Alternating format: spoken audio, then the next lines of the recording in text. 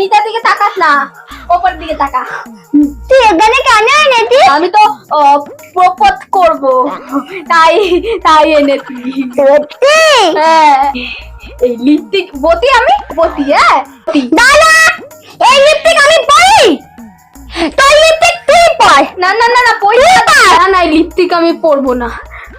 কি করবো তাহলে? এখন প্রপোজ তো তোকে করতেই হবে। একটা গোলাপ ফুল আনেনি, তোকে তাওয়ার উপর দিয়ে ফেলে দেবো। দেখ, না না না, টাওয়ারের উপর থেকে ফেললে আমি তো মরে দেবো। ফেলিস না আমাকে, ফেলিস না। এই তুই আমাদের গোলাপ ফুল